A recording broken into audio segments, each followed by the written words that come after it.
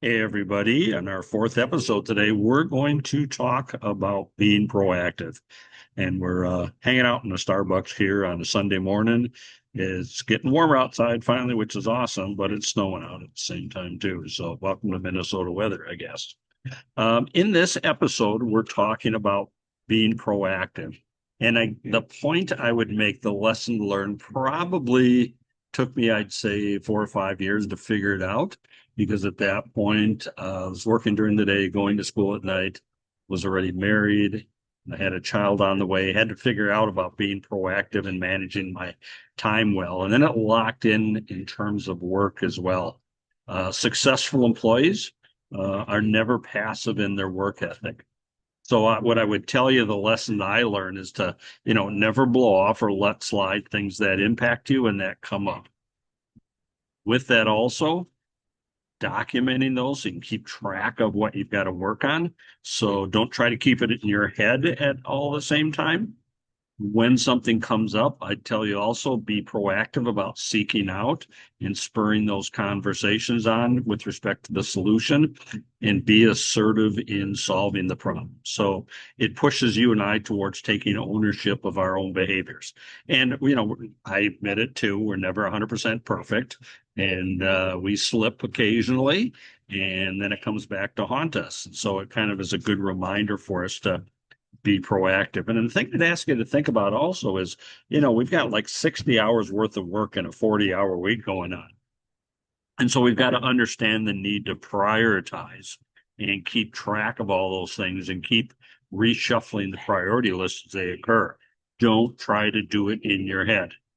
There's no way we're going to remember it at all. So, my experience has been if I don't write it down, I forget about it. I don't get back to it, and then I get bitten for it. So I'm writing it down at the same time.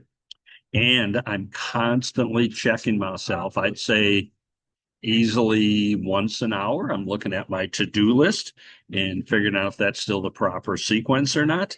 And so my habit's been, when I hang it up for the end of the day, I look at my list for tomorrow about what I've got to do and reshuffle anything that pops up. Interesting enough, I find it helps me sleep better at night. And then when the morning comes around, I'm looking at that list first thing to set in my head what's coming up for the day. And then during the course of the day, um, I'm always turning around and double checking that list and adjusting as I go.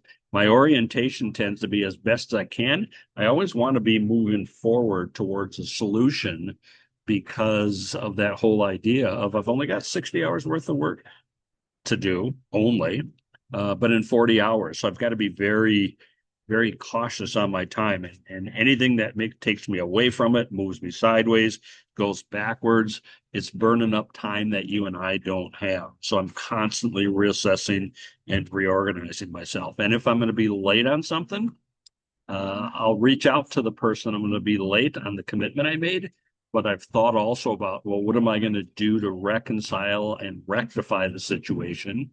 Come up with a plan B, make sure I'm going to, be able to do it, move it up the priority list, as well as then seeking out the person saying, hey, here's what I'm running into. I'm going to be late, but here's my plan to recover or to catch up the best I can. And most folks feel good about that because you've been proactive about letting them know about it. It also means that I'm also very cautious on when I say yes or no to a project. If I got this much to do in this amount of time, there's only so much you can do. And so if it's, what I find myself, and this is a struggle, I recognize I work for myself, but I still work for a customer. So I run into the same thing.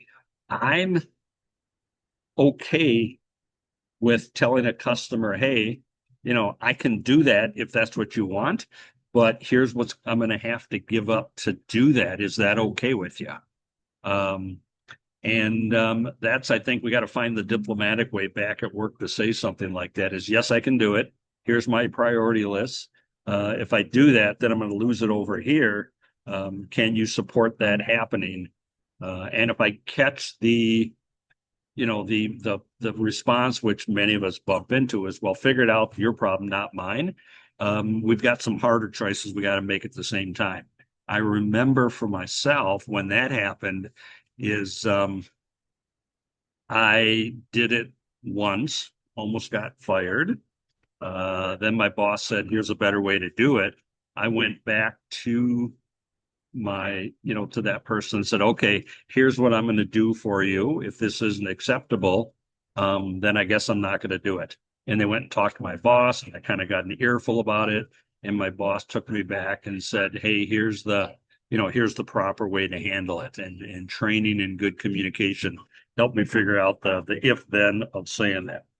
But the bottom line is at the end of the day, again, I say it 3 times on purpose, got this much to do in this amount of time.